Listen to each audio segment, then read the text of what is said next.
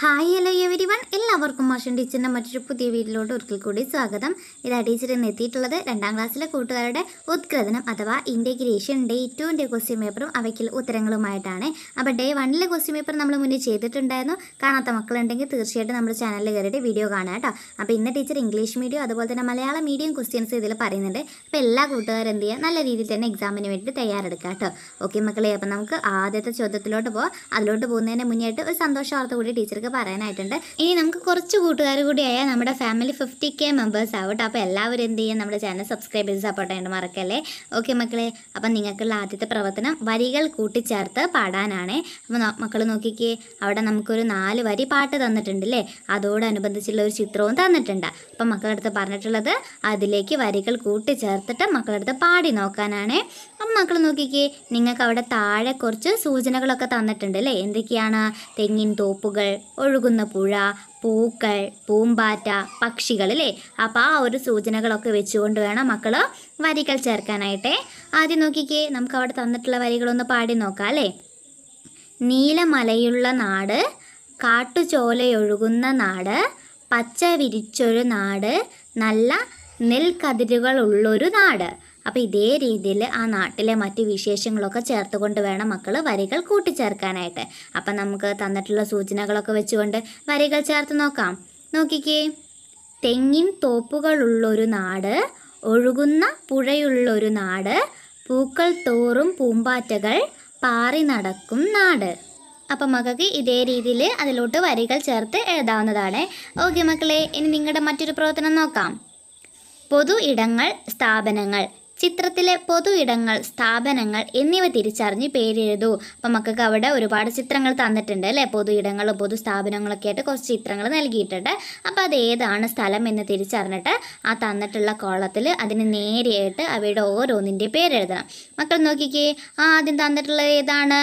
Bus stop ആണല്ലോ, ഒരു പൊതു ഇടമാണ്. ബസ് സ്റ്റോപ്പിൻ്റെ ചിത്രമാണ് തന്നിട്ടുള്ളത്. അപ്പോൾ മക്കൾ അവിടെ ബസ് സ്റ്റോപ്പ് എന്ന് എഴുതണം. അടുത്ത നോക്കിക്കേ മക്കളെ, ഒരു പൊതു സ്ഥാപനമാണ് അല്ലേ. ഏതാണത്? പോലീസ് സ്റ്റേഷനാണ് അല്ലേ. അവിടെ ഒരു യൂണിഫോം ഒക്കെ ഇട്ടിട്ട് ഒരു പോലീസിനെ നമുക്ക് കാണാം. അപ്പോൾ ഏതാണ്? പോലീസ് സ്റ്റേഷനാണ് അല്ലേ. അടുത്ത ചിത്രം നോക്കിക്കേ മക്കളെ, എന്താണ്?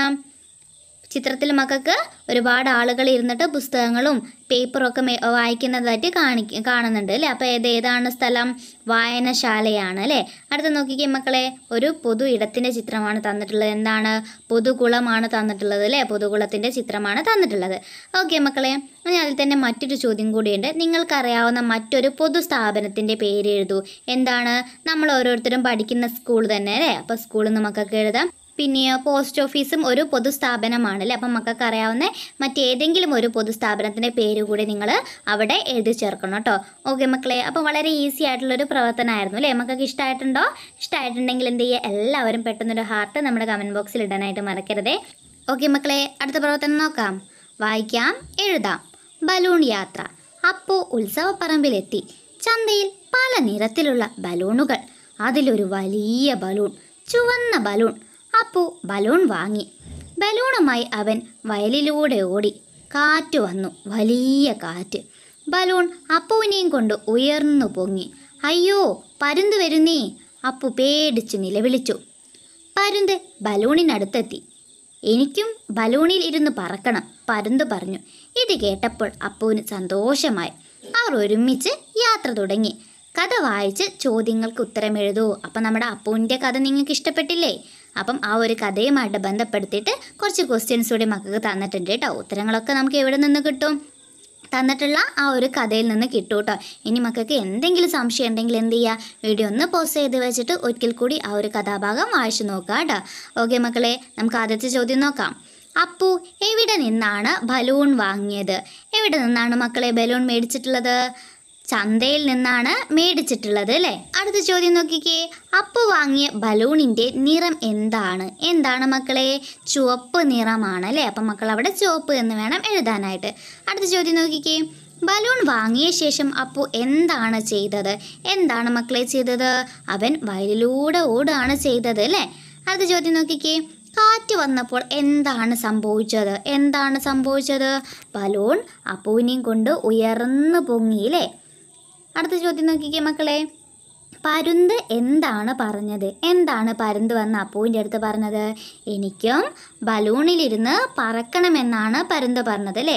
അപ്പം ഇതേ രീതിയിൽ മക്കൾ എന്ത് ചെയ്യുക? ഓരോ ചോദ്യവും വായിച്ചിട്ട് ഉത്തരം എഴുതുക കേട്ടോ. ഇനി ഏതെങ്കിലും ഉത്തരം കിട്ടാത്തതായിട്ടുണ്ടെങ്കിൽ മക്കൾ എന്ത് ചെയ്യുക? ഒരിക്കൽ കൂടിയും കഥാഭാഗം വായിച്ച് നോക്കാനായിട്ട് മറക്കരുത് കേട്ടോ. ഓക്കെ മക്കളെ, ഇനി നമുക്ക് അടുത്ത പ്രവർത്തനത്തിലോട്ട് പോകാം. അതിലോട്ട് പോകുന്നതിന് മുന്നേ ആയിട്ട് നമ്മുടെ വീഡിയോ കണ്ടുകൊണ്ടിരിക്കുന്ന എല്ലാ കൂട്ടുകാരും എന്ത് ചെയ്യുക? പെട്ടെന്നൊന്ന് വീഡിയോ ലൈക്ക് ചെയ്തേക്കണേ. ഓക്കെ മക്കളെ, അടുത്ത പ്രവർത്തനം നിങ്ങൾക്ക് ഗണിതവുമായി ബന്ധപ്പെടുത്തിയിട്ടുള്ളതാണ്. അതുകൊണ്ടാണ് ടീച്ചർ ഇവിടെ ഇംഗ്ലീഷിൽ കൊടുത്തിട്ടുള്ളത്. ഇംഗ്ലീഷ് മീഡിയത്തിൽ പഠിക്കുന്ന കൂട്ടുകാർക്ക് ഇംഗ്ലീഷിലായിരിക്കും ഗണിതവുമായി ബന്ധപ്പെടുത്തിയുള്ള ചോദ്യം ഉണ്ടായിരിക്കുക കേട്ടോ. മലയാളം മീഡിയത്തിൽ പഠിക്കുന്ന കൂട്ടുകാരുണ്ടെങ്കിൽ മലയാളത്തിലായിരിക്കും ചോദ്യം ഉണ്ടായിരിക്കുക. അപ്പോൾ ടീച്ചർ ആദ്യം ഇംഗ്ലീഷിൽ ചോദ്യം പറയാം കേട്ടോ, അതിനുശേഷം മലയാളത്തിൽ പറയാവേ. നോക്കിക്കേ. Let's count the shapes and write. Colour the picture. Identify the shapes in the picture and write the number of each shape. അപ്പോൾ എന്താ മക്കളെ പറഞ്ഞത്? നമുക്ക് അവിടെ ഒരു പിക്ചർ തന്നിട്ടുണ്ട് അല്ലേ? ആദ്യം മക്കൾ ചെയ്യേണ്ടത് എന്താണ്? ആ ഒരു പിക്ചറിന് കളർ കൊടുക്കണം. അതിനുശേഷം നമുക്ക് ആ ഒരു പിക്ചറിൽ കുറേ ഷേപ്സ് തന്നിട്ടുണ്ട് അല്ലേ? കുറേ രൂപങ്ങൾ തന്നിട്ടുണ്ട്. ആ രൂപങ്ങൾ ഓരോന്നും നോക്കിയിട്ട് ഓരോന്നും എത്ര വീതമുണ്ട് എന്നുള്ളത് മക്കൾ എന്ത് ചെയ്യണം? അവിടെ തന്നിട്ടുള്ള ആ ഒരു ടേബിളിൽ എഴുതണം കേട്ടോ. ഓക്കെ മക്കളെ, അപ്പം നമുക്ക് ആദ്യം ഓരോ ഷേപ്സ് നോക്കാം അല്ലേ? 3 ഷേപ്സ് ആണുള്ളത് അല്ലേ? നമ്മൾ പഠിച്ചിട്ടുള്ള ഏതൊക്കെയാണ്? ട്രയാങ്കിൾ, അതായത് ത്രികോണം, പിന്നെ സ്ക്വയർ അല്ലേ, അതായത് ചതുരമുണ്ട്, പിന്നെ സർക്കിൾ, അതായത് വട്ടുണ്ട് അല്ലേ? അങ്ങനെ 3 രൂപങ്ങളാണുള്ളത്. നമുക്ക് എന്ത് ചെയ്യാം? ഓരോന്നിൻ്റെ നമ്പേഴ്സ് എഴുതാം കേട്ടോ. ആദ്യം ത്രികോണം എത്ര എണ്ണം ഉണ്ട് മക്കളെ ചിത്രത്തിൽ? നോക്കിക്കേ, 5 എണ്ണമാണുള്ളത് അല്ലേ? പിന്നെ ചതുരോ 9 എണ്ണം ഉണ്ട്. അത് കഴിഞ്ഞിട്ട് ഏതാണ്? വട്ടമാണ് അല്ലേ? വട്ടം എത്രയുണ്ട്? 6 എണ്ണമുണ്ട്. മക്കൾ എന്ത് ചെയ്യുക? ഇതുപോലെ കൃത്യമായിട്ട് ചിത്രത്തിലുള്ള ഓരോ രൂപങ്ങളും എണ്ണി എഴുതുക കേട്ടോ. അടുത്ത ചോദ്യം നോക്കിക്കേ മക്കളെ. തൊഴിലുകൾ. വീട് നിർമ്മാണവുമായി ബന്ധപ്പെട്ട തൊഴിലുകൾ വീട്ടിലേക്ക് വരച്ച് ചേർക്കൂ. അപ്പോൾ മക്കൾക്ക് അവിടെ ഒരുപാട് തൊഴിലുകൾ തന്നിട്ടുണ്ട് കേട്ടോ. ഏതൊക്കെയാണെന്ന് നോക്കിക്കേ. കോൺക്രീറ്റ് പണി, വാച്ച് റിപ്പയർ, സ്വർണ്ണപ്പണി, മരപ്പണി, കൽപ്പണി, മെക്കാനിക്ക്, വയറിങ്, പെയിൻറ്റിങ്, അധ്യാപനം, തയ്യൽ അല്ലേ? അങ്ങനെ ഒരുപാട് തൊഴിലുകൾ തന്നിട്ടുണ്ട്. അപ്പോൾ അവിടെ വീട് നിർമ്മാണവുമായി ബന്ധപ്പെട്ട തൊഴിലുകൾ മാത്രം കണ്ടെത്തിയിട്ട് വീട്ടിലോട്ട് വരച്ച് ചേർക്കാനാണ് പറഞ്ഞിട്ടുള്ളത്. ഏതൊക്കെയാണ് മക്കളെ? കോൺക്രീറ്റ് പണി അല്ലേ? അത് വീടുമായിട്ട് ബന്ധപ്പെട്ടതാണ്. മരപ്പണി, കൽപ്പണി, വയറിങ്, പെയിൻറ്റിങ് അല്ലേ? അപ്പോൾ ഇത്രയും പണികളാണ് വീട് നിർമ്മാണവുമായി ബന്ധപ്പെട്ടിട്ടുള്ള തൊഴിലുകൾ അല്ലേ? ഓക്കെ മക്കളെ, അപ്പോൾ വളരെ ഈസി ആയിട്ടുള്ളൊരു ക്വസ്റ്റ്യൻ പേപ്പർ ആയിരുന്നു അല്ലേ? അപ്പോൾ ഇതേ രീതിയിലായിരിക്കും നിങ്ങൾക്ക് എക്സാമിനൊക്കെ വരേണ്ടായിരിക്കുക. അപ്പോൾ ടീച്ചർ ഇന്നത്തെ ക്ലാസ്സിൽ പറഞ്ഞ കാര്യങ്ങളൊക്കെ മക്കൾ നിർബന്ധമായിട്ടും നിങ്ങളുടെ എക്സാമിന് വേണ്ടിയിട്ട് പഠിക്കണം കേട്ടോ. പിന്നെ അതുപോലെ തന്നെ എക്സാം കഴിഞ്ഞിട്ട് എക്സാം ഈസി ആയിട്ടുണ്ടെങ്കിൽ കൂട്ടുകാർക്ക് A+ ഒക്കെ കിട്ടുമെന്ന് തോന്നുകയാണെങ്കിൽ നമ്മുടെ കമൻറ്റ് ബോക്സിൽ വന്ന് ആ കാര്യം കൂടി പറയാനായിട്ട് മറക്കരുത് കേട്ടോ. ഓക്കെ മക്കളെ, അപ്പോൾ മറ്റൊരു പുതിയ വീഡിയോയുമായിട്ട് നമുക്ക് വീണ്ടും കാണാം.